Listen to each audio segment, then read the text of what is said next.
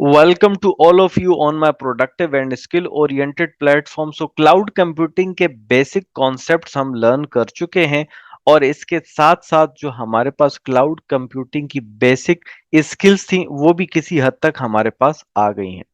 अच्छा, अब मेरे पास रिक्वायरमेंट आती है कि आईटी डिपार्टमेंट के अंदर एक सपोर्ट टीम बनाई गई है और सपोर्ट टीम के अंदर एक हमारा सपोर्ट पर्सन या सपोर्ट इंजीनियर आ गया है और मुझे उसे मशीन एलोकेट करनी है। सो इन द सेम मैनर मैं आऊंगा और वर्चुअल मशीन बनाना शुरू कर दूंगा। लेकिन अब की बार मेरे पास आईटी डिपार्टमेंट का रिसोर्स ग्रुप बना हुआ है। सो लिहाजा मुझे दोबारा से रिसोर्स ग्रुप बनाने की जरूरत नहीं है, क्योंकि आईटी डिपार्टमेंट के अंदर हायरिंग हुई है। सो आईटी डिपार्टमेंट का रिसोर्स ग्रुप मौजूद है। मैं इसी रिसोर्स ग्रुप के अंदर आने वाली जो जो नई वर्चुअल मशीन में बनाने जा रहा हूं, मैं उसको इंप्लीमेंट कर दूंगा। अच्छा, अब जब मैं आगे चलता हूं तो मैंने यूएस ईस्ट रीजन को सेलेक्ट कर लिया है। लेकिन अब जो समझने वाली बात है वो बहुत मजेदार है, which is called availability options. Previously जब मैं वर्चुअल मशीन डिप्लॉय कर रहा था तो मैंने यहां पर नो इंफ्रास्ट्रक्चर रिडंडेंसी का ऑप्शन सेलेक्ट किया था। ये ऑप्शन बेसिकली तौर पर ये बता रहा है कि जो वर्चुअल मशीन आप बना रहे हैं उस पर किसी भी तरह के बैकअप के ऑप्शंस अवेलेबल नहीं है। मतलब कहने का ये है कि ये जो ईस्ट यूएस का रीजन है इसके अंदर माइक्रोसॉफ्ट के मल्टीपल डेटा सेंटर्स चल रहे हैं और किसी एक डेटा सेंटर में किसी एक होस्ट मशीन पर मैंने ये वर्चुअल मशीन बनाई है। अगर किसी भी वजह से वो फिजिकल होस्ट मशीन बंद हो जाती है, लेट सपोज पावर फेलियर आ जाता है, उसका मदरबोर्ड फेल हो जाता है, उसकी मेमोरी के अंदर कोई प्रॉब्लम आ जाती है, या किसी भी वजह से मेरा वो फिजिकल होस्ट डाउन चला जाता है, तो मेरी ये वर्चुअल मशीन खुद ब खुद बंद हो जाएगी और मैं इसे एक्सेस नहीं कर पाऊंगा तब तक जब तक कि वो फिजिकल होस्ट वापस नहीं आ जाता है। सो ये वाला ऑप्शन जनरली प्रोडक्शन के अंदर जब आप किसी कंपनी के साथ किसी क्लाइंट के साथ काम कर रहे होते हैं तो ये वाला ऑप्शन रिकमेंडेड नहीं है। हाँ, अगर आप टेस्टिंग के लिए कोई वर्चुअल मशीन बना रहे हैं फिर तो आप क्या सेलेक्ट कर लें, नो इंफ्रास्ट्रक्चर रिडंडेंसी।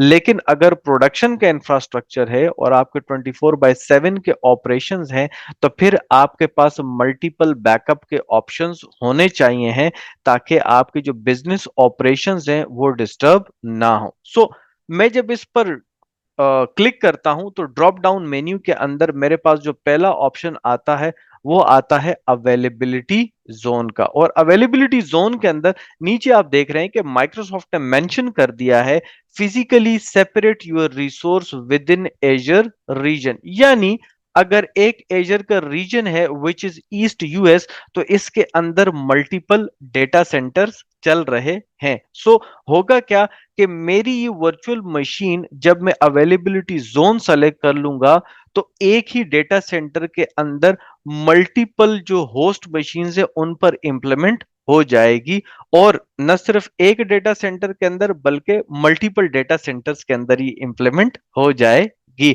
सो अगर किसी भी वजह से लेट सपोज जो फिजिकल होस्ट है मेरा वो डाउन चला जाता है तो मेरी वर्चुअल मशीन की सेहत पर कोई फर्क नहीं पड़ेगा, वो चलती रहेगी, क्योंकि मैंने उसे एक होस्ट पर इंप्लीमेंट नहीं किया बल्कि मल्टीपल होस्ट पर इंप्लीमेंट कर दिया है, even though multiple data centres के अंदर इंप्लीमेंट कर दिया है।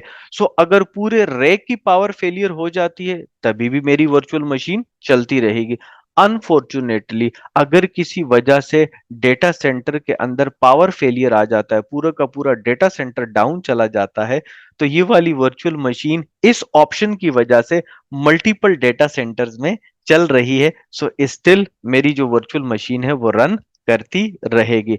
अनफॉर्चुनेटली अगर अर्थक्वेक होता है, पूरा का पूरा डेटा सेंटर जो है वो डिजास्टर की तरफ चला जाता है, देन स्टिल मेरे पास ऑप्शन अवेलेबल है, क्योंकि एक रीजन के अंदर मल्टीपल सिटीज आ रही होती है और मल्टीपल सिटीज के अंदर मल्टीपल डेटा सेंटर्स चल रहे होते हैं। सो जब कभी भी आप प्रोडक्शन के लिए कोई वर्चुअल मशीन बनाने जाएं तो मेक श्योर कर लें कि आप लाजमी अवेलेबिलिटी जोन का ऑप्शन सेलेक्ट कर लें।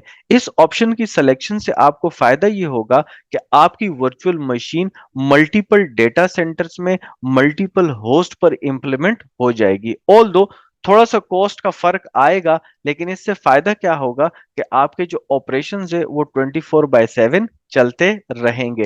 तो ये क्लाउड कंप्यूटिंग की टेक्नोलॉजी का एक और फायदा है कि आपके पास एक वर्चुअल मशीन मल्टीपल होस्ट पर इंप्लीमेंट हो जाती है, जिसकी वजह से डाउन टाइम का चांस ऑलमोस्ट तकरीबन 0.1% रह जाता है। सो जब कभी भी आप प्रोडक्शन इंफ्रास्ट्रक्चर के लिए वर्चुअल मशीन बनाने जाएं, तो ये रिकमेंडेड है, ये इंडस्ट्री की बेस्ट प्रैक्टिसेस है कि आप अवेलेबिलिटी जोन का ऑप्शन अपने पास सेलेक्ट करके रखें। सो आई होप दैट कि नेक्स्ट टाइम जब कभी भी आप वर्चुअल मशीन बनाने लगेंगे और अवेलेबिलिटी ऑप्शंस की तरफ जाएंगे, तो आपके माइंड में ये क्लियर होगा कि अवेलेबिलिटी जोन के ऑप्शंस क्या काम करते हैं। सो नेक्स्ट एपिसोड के अंदर हम मजीद एडवांस लेवल के ऑप्शंस सेलेक्ट करेंगे और देखेंगे कि हमारे पास बैकअप और रिडंडेंसी के पॉइंट ऑफ व्यू से माइक्रोसॉफ्ट एजर और क्या-क्या सर्विसेज दे रहा है।